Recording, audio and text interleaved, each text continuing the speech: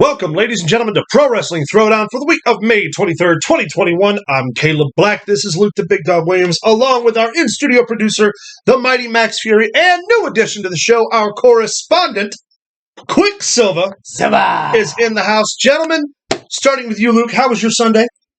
It's the day after Saturday. That's true. That's true. Max? I agree with that. He's with us, fellas. And down with the quickness? It's been a slow day, but it's picking up. Hey, as always, it is time to get into the news of the week. Got a whole lot to talk about. Some of it real good, some of it not so good, and some of it really, really good. Let's get right into the business. Obviously, one of the biggest breaking news stories is that AEW Dynamite will be moving to TBS in January of 2022, and they will be releasing the third hour titled AEW Rampage, which will debut on Friday nights at 10 p.m.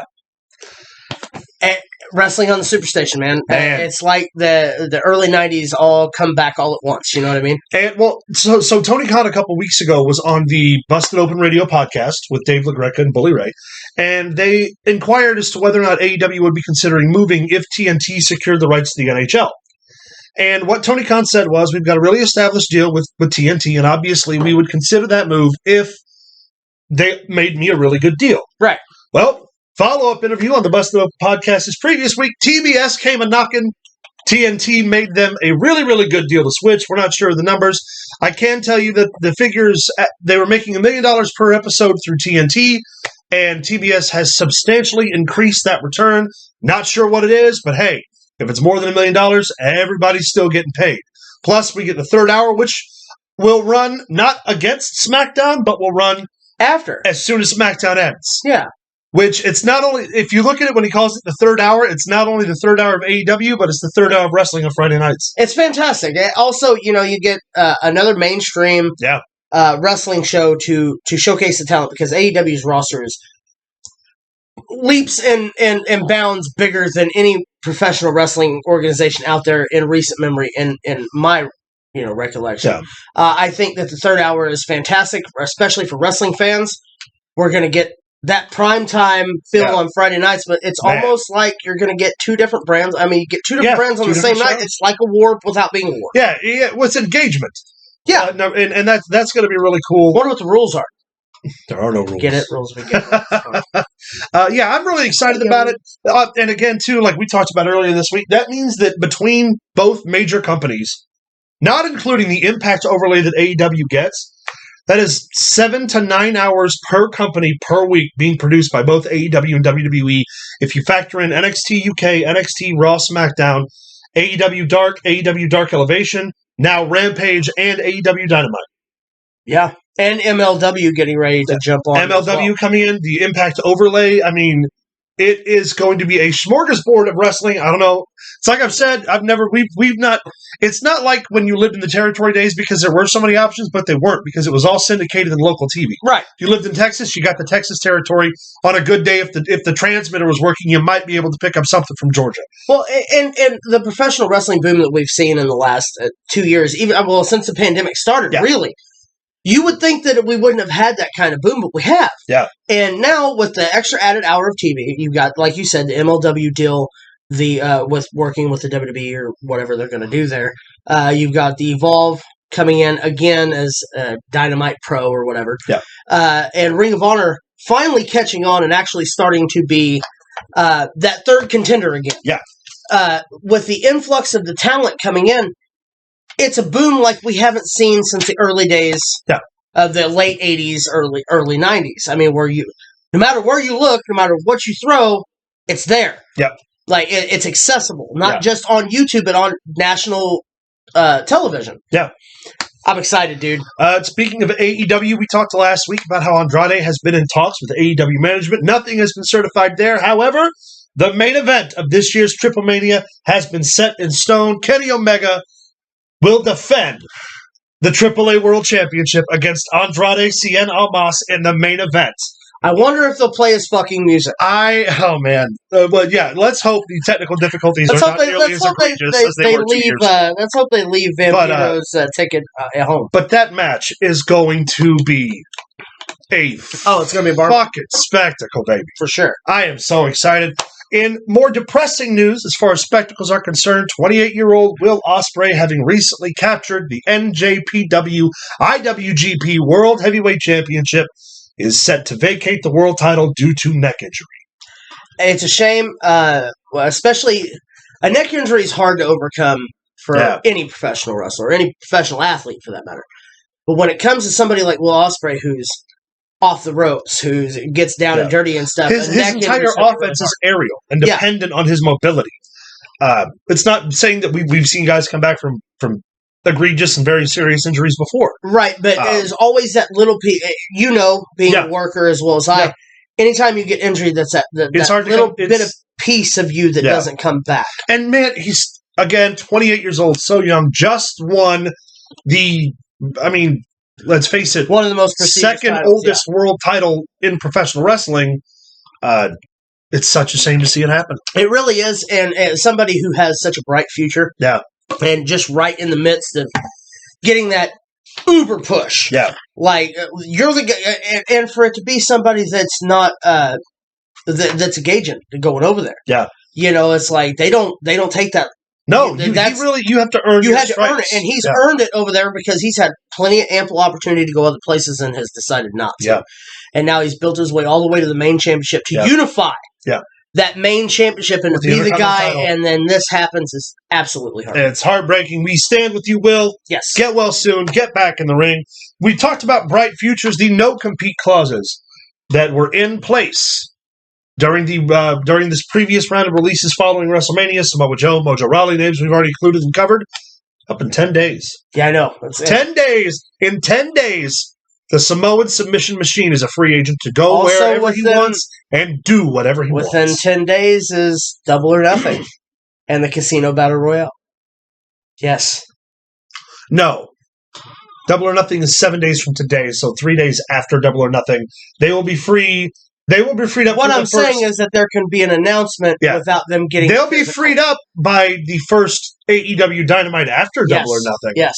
Which, I don't know if I'm not Tony Khan, but if I had billions and billions of dollars, and there was a whole bunch of wrestlers that were going to be available, and I was getting ready to launch a third TV show and move to a new network where I needed people to watch it, I might be getting my checkbook open. Yeah, for a couple of those names. And one in particular. The thing with Tony Khan is we both know. Is it really that rubber band that you hold your checkbook together with? He don't got one of those. Yeah, no. He's got a pen full of ink. He's worse than ATM Eric. ATM Eric wishes he had Tony Khan money. I wish I had Tony Khan money. Speaking of not so bright futures, we've seen another round of releases followed up with NXT. Yes. We're going to talk about some of them, and then some of them we're really going to talk about here. We'll really talk about, on the list, Skylar's Story's been released, along with referee Jake Clemens, Vanessa Bourne, Alexander Wolf, Jessamine Duke of the notorious Four Horsewomen of the MMA world. Also from the Up, Up, Down, Down YouTube channel. Ezra Judge and Kavita Devi from the India expansion of NXT have all been released. Now, the last name that you mentioned, that was the one that was trained by Khali. Yes. Now, there are two names on the list we're going to have a little chat about, because I've been saving this one. Who should we start with? Let's start with the douchebag referee. All right. And then we'll go to the douchebag referee. Formerly known as Drake Younger, a deathmatch wrestler who was held in high regard in the deathmatch community. We know a little something about the deathmatch community. Only a little. Drake Wuritz was his independent wrestling name as a referee, has been released. And frankly, I know that I promised we wouldn't engage in politics, but I'm not going to talk about politics so much as I'm going to talk about how politics can influence unprofessional decorum. Fuck you, and see you later. Here's the deal. When you don't get any sun yet, you're darker than me, and I'm Italian, there's something wrong here. Bro, I'm telling you. All jokes aside, the man was evidently unsafe. Wrestlers didn't want to be in the ring with him. He was openly racist backstage. Yep. People didn't want to work with him. He was putting heat on other people to get a step up into higher position in management. Yep. Dirty pool. When we had the Black Lives Matter movement taking place. It still is. Triple H at that In Your House went backstage and basically was like, listen, we're going to do this. Black Lives Matter. He told all of his, and everything. The man got a huff, slammed his stuff into a bag, and left. Yeah. Like, come on, man. Again, if your politics makes you an unprofessional fuck, then you're an unprofessional fuck. Fuck you. Thank you. Fuck you. Bye-bye. Velveteen Dream has also finally, at long last, been released after having been shelved for over a year. Pro Wrestling Throwdown. Reports are now coming out that he had cell phones with his information hidden on them, recording other members of the roster. There's some details there that we'll have to wait until some stuff becomes more clear, but obviously there were the allegations either way that he was responsible for the grooming of younger individuals via Instagram and private messages. Again, as we said before, everybody's innocent until proven guilty, but just on the suspicion alone, the fact there is some relatively circumstantial evidence, thank you, fuck you, bye-bye, Velveteen Dream, get the fuck out of the wrestling business. Well, not only that, but when they brought him back for that short stint right after the pitcher scandal broke and everything, even the fans had turned on him by then. Yeah. They were like, we don't want this guy on our team. And you know what? If it comes out to be that it was all completely like just a giant misunderstanding and he was innocent, I'll admit that we made a mistake. But I don't see that happening. I don't either. And he can go fuck himself. So, and if you don't like that, there's an unsubscribe button. There are plenty of other wrestling shows you're welcome to watch. But don't forget to... I promise you. But also, while you're at it, please subscribe. Yeah. And for the last bit of news we have today, SITL Mobile has engaged in a patent infringement lawsuit with the WWE.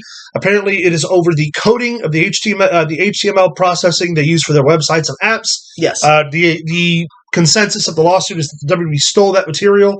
It's a very complicated situation when you talk about patenting coding because a lot of coding is what is considered free-based information. It's how you build standardized websites. We don't have a lot of information on the lawsuit, so we will continue to update as that comes along. Yes. But folks, we got a big week this week of content. We got a new correspondent on the show. We got a whole team working for us now, and we're YouTube verified.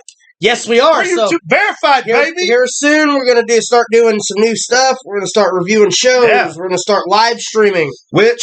we've already had some recommendations to do a live watch-along, where that's where you guys come in. There's a wrestling show you want us to watch along with you. We need those recommendations, and you can send us those by liking, subscribing, and leaving us a comment down below, finding us on Facebook at facebook.com/Pro Wrestling Throwdown, following us on Twitter at Pro Wrestling TD, sending us an email at ProWrestlingThrowdown@gmail.com, or texting Luke at 618. No, I wouldn't do that. I wouldn't. Nudie pictures. I'm kidding. But no, thank you guys so much for hanging out with us.